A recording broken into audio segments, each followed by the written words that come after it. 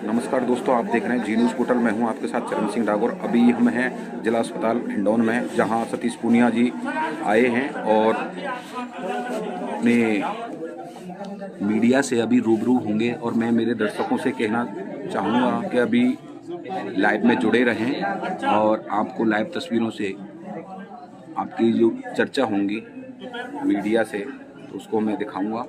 और ठीक है सर, बिल्कुल।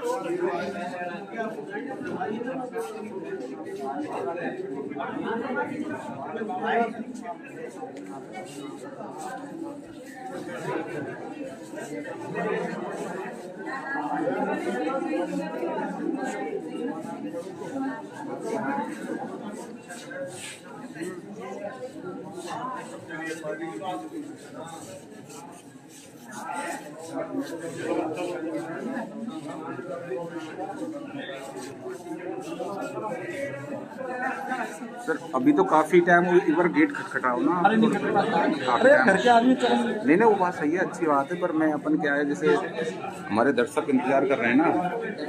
हाँ दर्शक हमारे, हाँ हम सुबह से ही लग रहे हैं आपकी लाइव चलाने के लिए।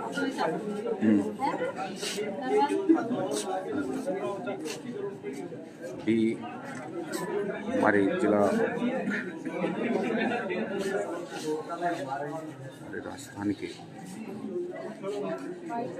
राजस्थान हेड बीजेपी के अध्यक्ष सतीश पूनिया जी। हाँ ये कौन सी बात है? 5 वीडियो तो मीडिया। मैं आपको लाइव वीडियो के माध्यम से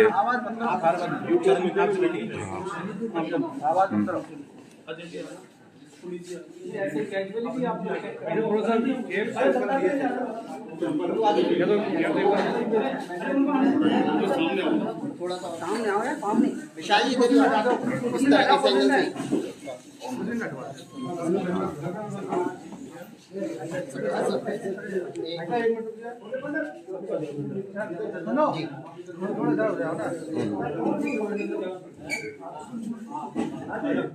नहीं आ रहा है।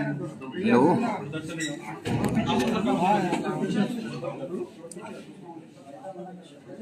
सर आज हिंडौन सिटी पर आए आपने चिकित्सा व्यवस्था में मरीजों से मिले, क्या जाना और क्या व्यवस्था में सुधार होना चाहिए?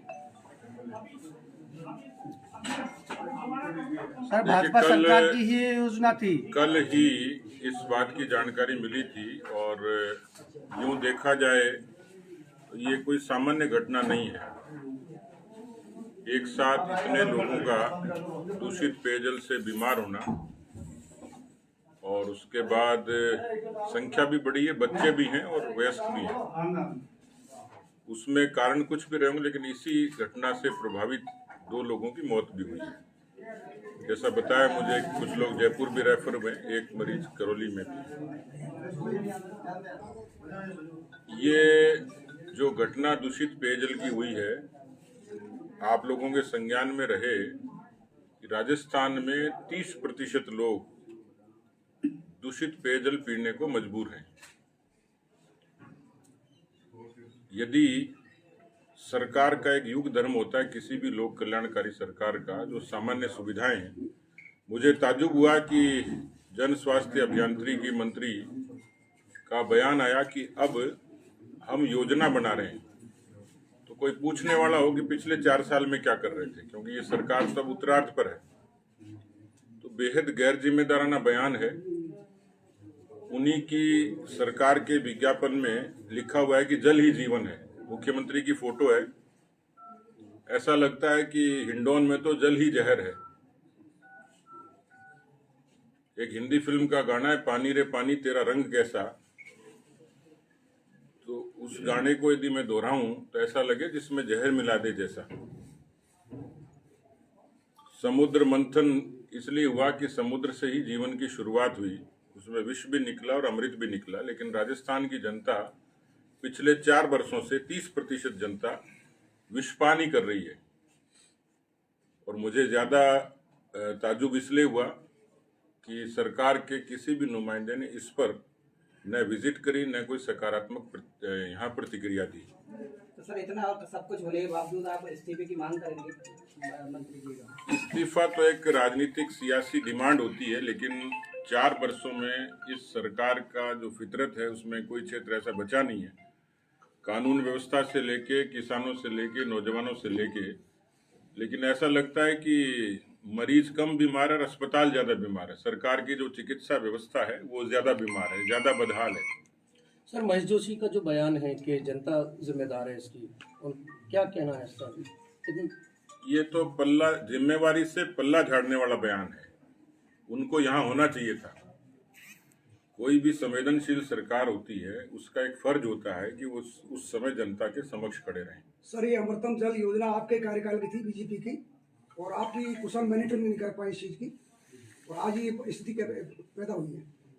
117 करोड़ रुपए भारत की सरकार ने अमृत जल योजना के लिए दिए थे। उसका एग्जीक्यूशन यहाँ की नगर पालिका को करना था, जो तत्कालीन कांग्रेस पार्टी का बोर्ड था, उनकी भी जिम्मेवारी थी। लेकिन इस 4 साल की जिम्मेवारी से राजस्थान की कांग्रेस पार्टी की सरकार नहीं बच सकती, क्योंकि 4 बरस का समय बहुत लंबा होता है। और यूं तो राजस्थान की जनता ने 55 बरस दिए थे ये सुविधाएं विकसित करने के लिए, उनके पास पर्याप्त समय था। मैं ही कह रहा हूं कि 30% लोग अभी भी दूषित पेयजल पूरे राजस्थान में पीते हैं। राजस्थान के इस 30% उसमें जो सरफेस वाटर है, जो ग्राउंड वाटर है, उसमें नाइट्रेट, सल्फर और ये जो इस तरीके के जो एलिमेंट्स हैं वो उसमें अभी भी मौजूद हैं, लेड बड़ी संख्या में। सर ये 2 जो डेथ हुई है ना, अभी तक जो ये प्रशासन है ये मानने को तैयार नहीं है कि ये दूषित पानी से हुई है। देखिए, इन्होंने कहा है हर चीज का कोई न कोई कारण होता है, ये अपने हिसाब से उसको करेंगे, लेकिन कहीं न कहीं इसका प्रभाव उस पर दिखता है। कोई उनकी बीमारी के इतिहास रहा होगा, जो कुछ भी रहा, लेकिन इस समय वो बीमार हुए हैं तो उसके बीमारी का कारण दूषित पेयजल ही है। अभी भी जो लोग आईसीयू में, तो उसका कारण भी वही है। रेफर किए तो उसका कारण भी वही है।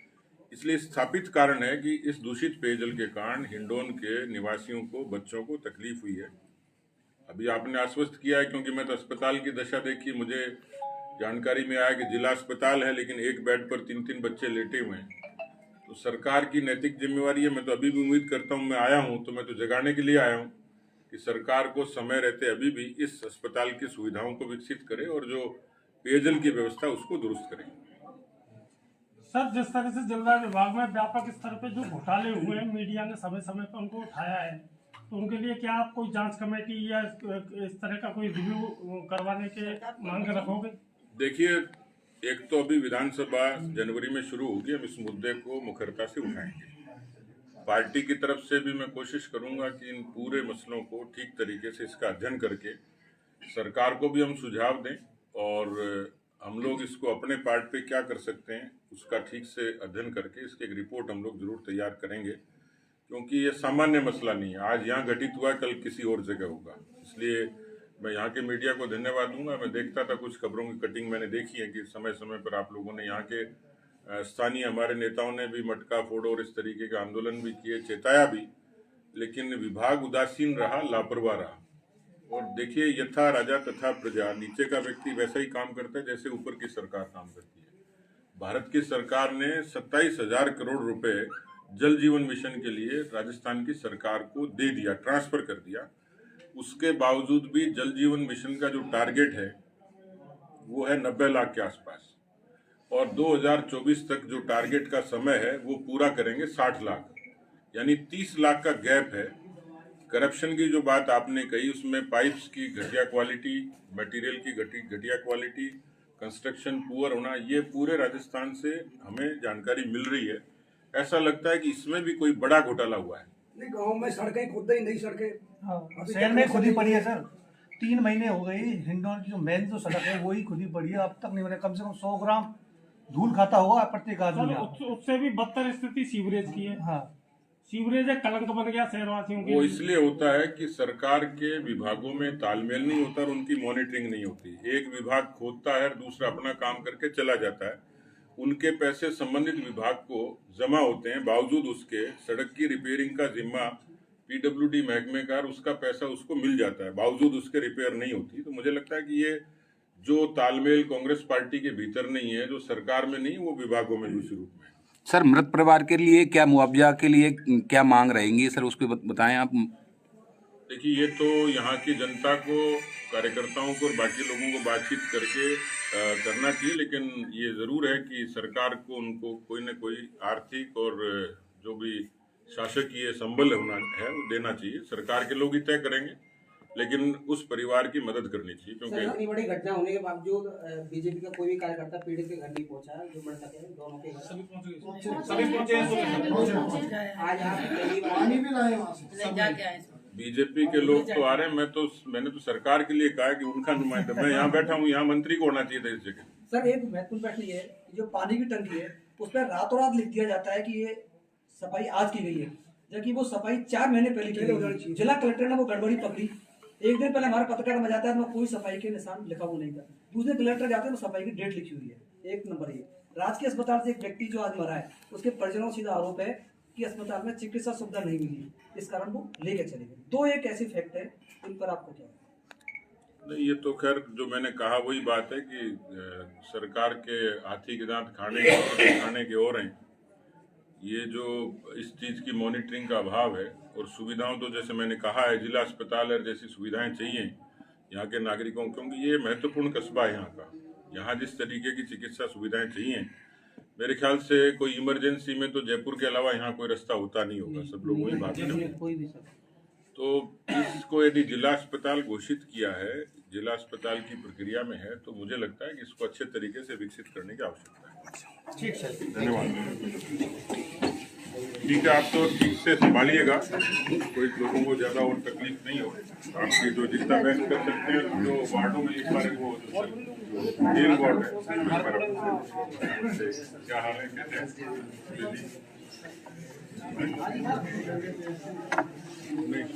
मेडिकल वार्ड जाएंगे सर? मेडिकल वार्ड, यदि मैं आपको लाइव तस्वीरों के माध्यम से दिखा दूं, मेडिकल वार्ड में अपने सोनिया जी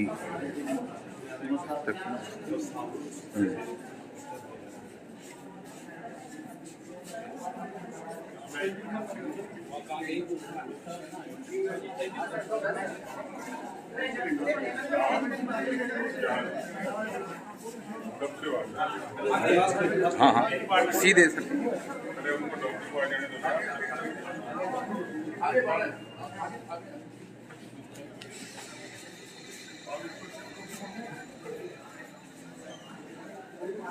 लगता है वो फोन आया था, लगता है फोन आया था।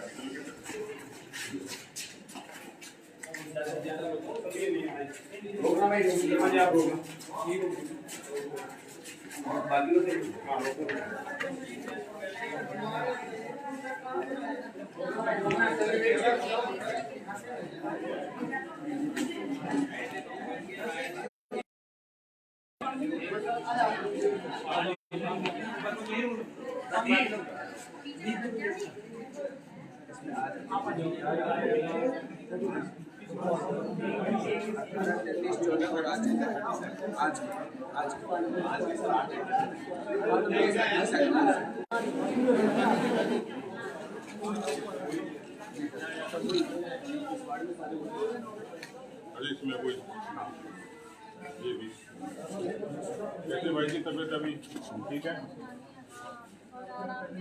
आराम है? कल से बात